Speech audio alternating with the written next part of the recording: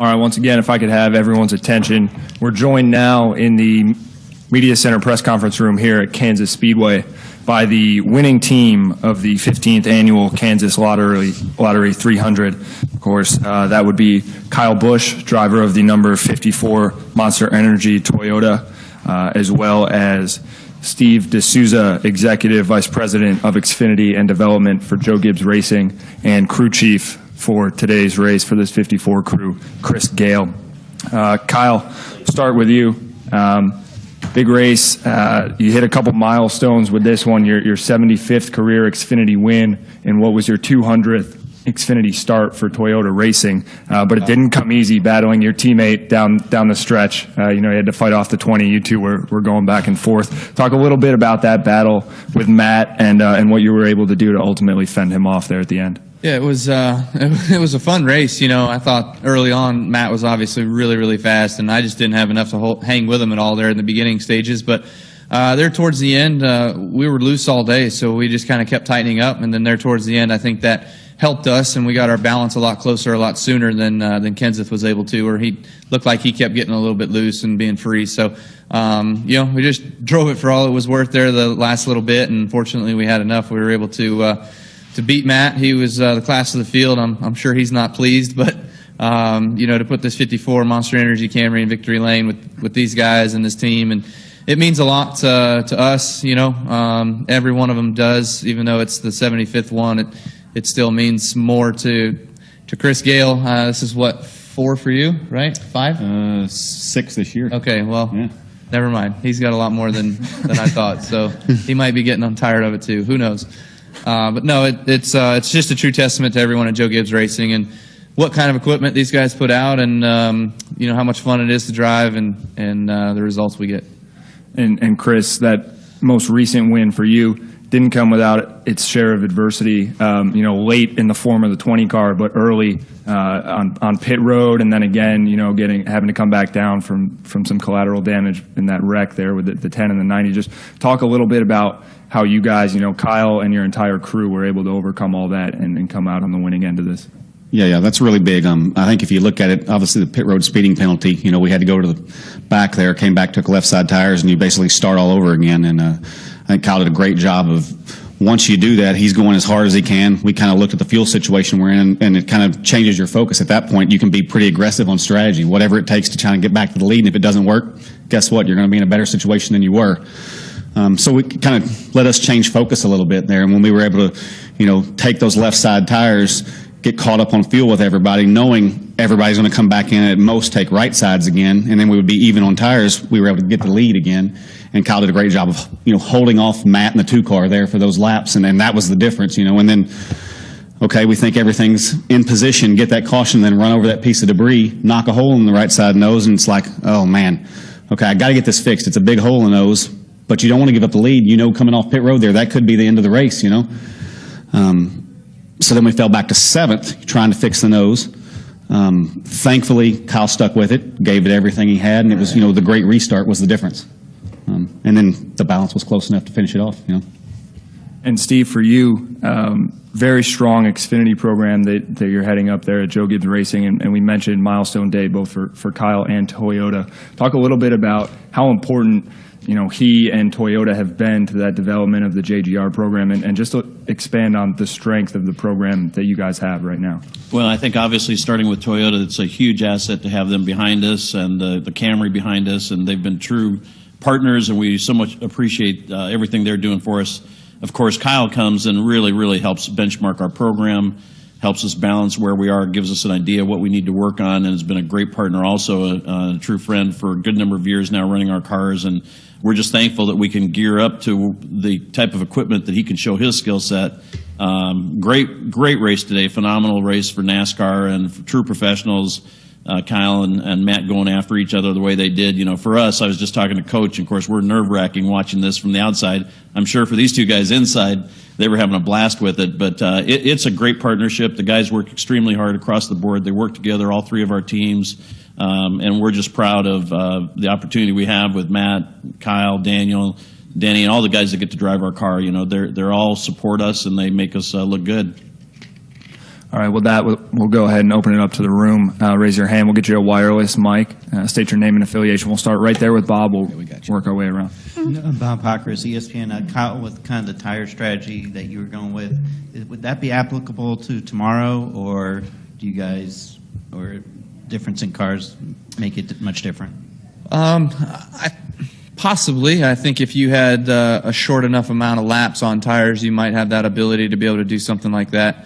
Let's say everybody gets 4 and then, you go 10, 15 laps and you're kind of within a fuel window, then you need to come and take 2 for track position. You can take the rights or the lefts, it just kind of depends on where you're at in the race and how many to go and what, like Gale said, what kind of strategy you feel like is going to be left in the race. He took the lefts because then, he thought the next time down everybody was just going to take rights and we were going to be on the same tire cycle. So, it turned out to work well, and it could happen tomorrow, but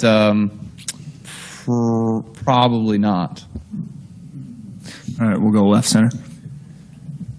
Yeah, Randy Kovitz with the Associated Press here. Besides the 75th milestone win, Kyle, you're the king of Kansas. This is your 4th win at this track. 3 Xfinity and a Trucks win since it's opened. What does that mean to you to have one more than anybody here? Although I know the big one is tomorrow. Just still to have 4. Yeah. It's one more than Matt, Jimmy, a bunch of guys. Jeff. To win here in the Xfinity Series, it does bode your confidence a little bit. It gives you a little bit of good feeling for going into tomorrow's race. Our Cup car was really not very good all day today, and we kind of struggled with it. So we've got our work cut out for us tomorrow. But I'm sure the things I talked with Adam after practice and stuff is hopefully he can fix those things. If he fixes my problems, I think we'll have a decent day. But it's just a matter. Man, this place is so fast that we saw it. We saw it here last year. It was hard to pass for the lead. I think I did it on somebody. And then again today, I had to do it on Kenseth, but it was only because Kenseth didn't have the balance in his race car at that point. But the Cup race, man, it was a race up top, and it was between Logano and Larson, and I was third. So it's so hard to pass. There's so much speed up around the top side of the racetrack with throttle on time and momentum down the straightaways that it becomes a race that even though the track's really wide and you can go wherever you want, it's just when you go low, you make time up on entry and center, but then the center exit, that top lane really works all the way down the straightaway. So hard to make passes sometimes. But as far as having the most wins at this track, is that any sense of pride? No, that's no sense of pride for me. It's not Cup wins. So.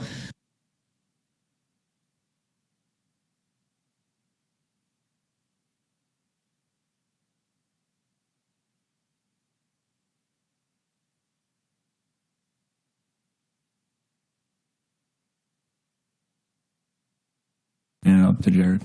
Sean Roney, Dos Mundos bilingual newspaper here in Kansas City. Kyle, with the way that Suarez in the 18 car had been running second and third for a good chunk of the race and then going from 4th to 3rd on that last restart, are you thinking this is the guy that maybe I'm going to have to hold off at the end, or are you strictly thinking that Matt is going to be the one that's going to challenge you at the end? No, I definitely thought it was a race between us and the 20. Suarez was good, and Suarez could probably hold us off for probably 5 or 6 laps. Then it seemed like the handle either went away on his stuff or he just kind of didn't move around well enough. But he's done a really nice job this whole year. He's had fast race cars, and he's done a good job keeping them in one piece for the most part and bringing home some solid finishes. So it's a matter of time before he's in victory lane. But hopefully it's in a race that I don't race in. Good point. Diane Cox of the Advantage News out of St. Louis. Congratulations on the win. Thank you. Restart with 44 to go. You start 7th and you make 2nd in like a lap. Mm-hmm. You mentioned in victory lane that you found that you were able to run right up on the wall. What kind of adjustments or things did you find to find that late speed to push for the win?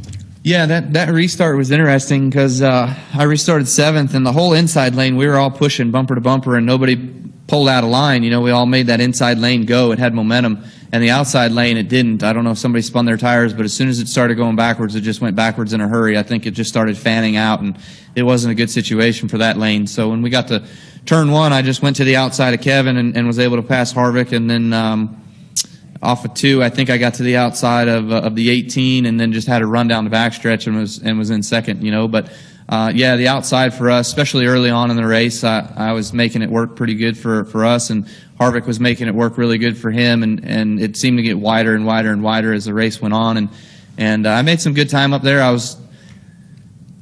I wasn't sure I was going to have to go up there to win the race. I thought I might have to when Kenseth kind of moved to the middle. But when he moved to the middle, then he moved up even more, but I could still run my middle line that I liked, and I was able to make time on him, running lower than him and just cutting distance off of the racetrack. So it wasn't long enough in the run yet that outside lane was going to prevail, so I kind of waited and was trying to bide my time for it. But, I was ready for it. All right, we'll take our final question from Jared. Yeah, Jared Turner, FoxSports.com. Kyle, when you won your first Xfinity race, which I guess probably would have been the Busch Series or Nationwide Series, did you ever think you would get to 75? And then secondly, when do you stop? Like, if you get to 150, like what's the magic number, or is there a magic number? So my first win was in the Busch Series. It was Richmond, and it was the week before my birthday.